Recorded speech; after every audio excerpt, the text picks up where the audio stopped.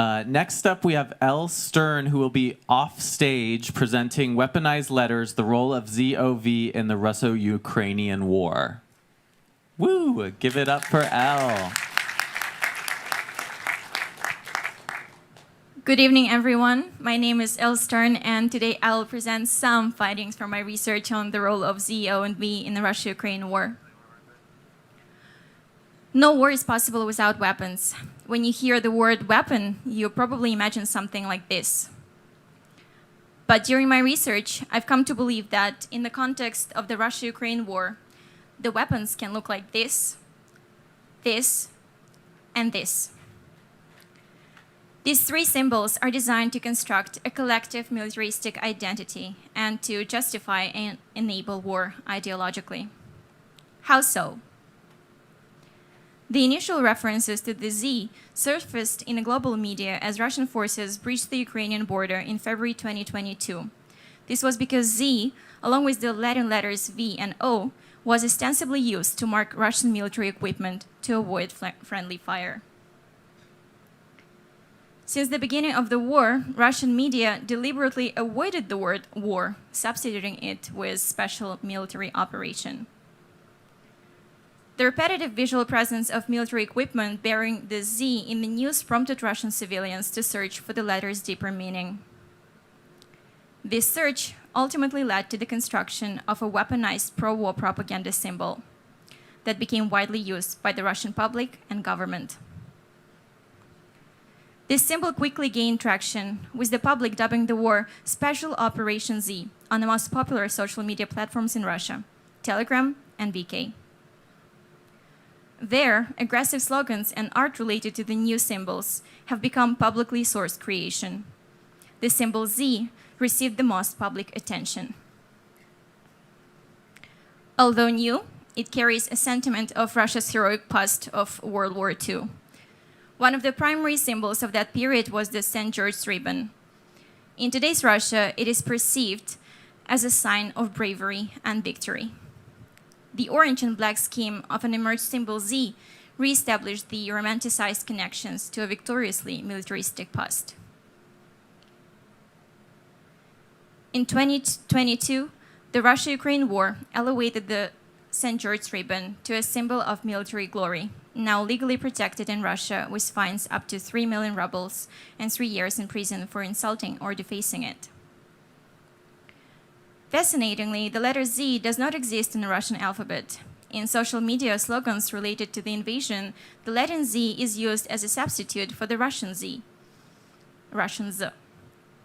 The slogan for a world without Nazism is laced with irony, as in its mission to denazify Ukraine, Russia itself demonstrates territorial expansion, power, and militarism. Z is omnipresent. One of the Ukrainian interviewees who is living under Russian occupation shared their experience. Everywhere I looked, I saw this symbol of the Russian army, the enemy, the symbol of evil.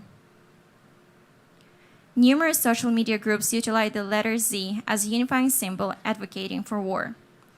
One such example is the VK Community Special Military Operation.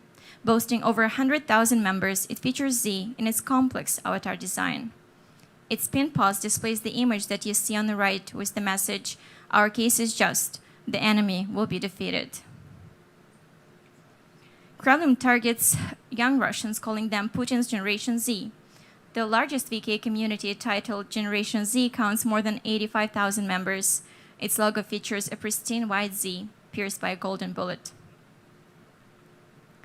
Support for the Russian army extends beyond online platforms.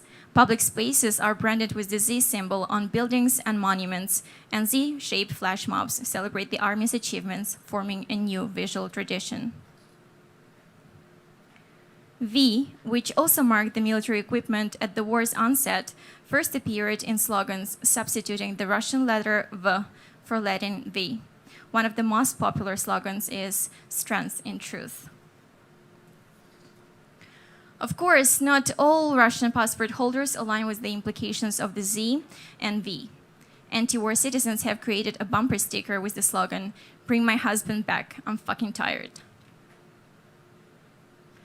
A year into the war in Ukraine, when the new symbol's pro-war connotation became ingrained in the minds of the Russian nation, the symbols shed their orange and black disguise, revealing the colors of the Russian flag.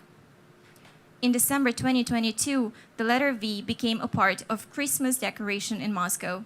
For the first time, it crossed the border from the profane to the sacred. The letter V, styled in the Russian flag, made its way into the official design of the presidential election campaign in March 2024. Creativity was defeated by sheer brilliance of a single consonant. Who needs a design campaign when the campaign designs itself? The Russian word "vybory" is translated as voting, which conveniently starts with the V. The V might even have hinted at Vladimir Putin's initials. The letter O did not take center stage in Russian media, but served as a valuable component.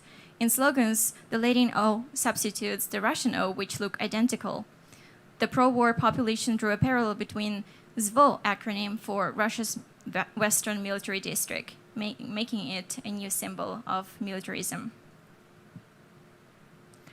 Anti-war citizens responded by making fun of the letters, creating memes in which SVO becomes a syllable. The vivid phrase "звоните в дурку" is translated as "call the madhouse." The final iteration of ordering the three letters coalesced themes of history, ideology, and a cult of personality into a powerful symbol Zov that no longer needed styling. When a Russian speaker reads Zov, they hear the word, which means to call and to cry for help, or voice of blood, feeling, or attraction due to long-standing family ties and origin. The third definition is the one that was tied to the symbol Zov. In this context, Russia heard the voice of blood that urged the country to save the Ukrainians with whom it shared long-standing ties. A vast number of VK communities incorporate Zov into their titles. The bio of the I Am with Putin Zov community says, "Riposte is the best weapon in media." This message underscores users' awareness of utilizing language, images, slogans, and symbols as weaponry.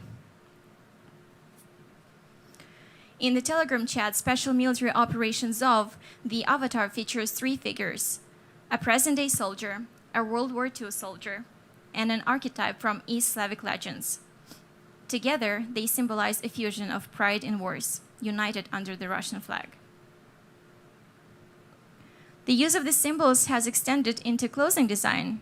Wildberries, Russia's largest online retailer, offers multiple T-shirts featuring Z, V, and Zov. The T-shirt on the left shows the slogan, "Truth is with us, God is with us." It is crafted in black letter typography, echoing the texture style famously used by Johannes Gutenberg for the first printed Bible.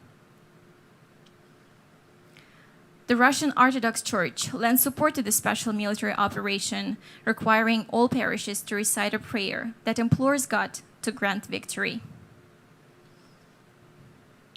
While some find nourishment in the prayers, others tune in through a different frequency, the VK songs. In the song I Hear Zov by Killnet, the lyrics say, "I hear the calling of my motherland," and "I'm against Nazism." How is it that those who support extreme nationalism continue to believe they're fighting against the principles of Nazism? The Russian government has tightly controlled social media for a decade. Since the Ukraine invasion, almost all independent media outlets in Russia have closed, relocated, or been forced to shut down, creating an information bubble in Russia. With that, the Russian government disseminates misleading information, manipulates public opinion, and shapes militaristic ideology. This reality distortion leads citizens to perceive their actions as patriotic. The Kremlin censors unwanted information, isolating the country from the global internet.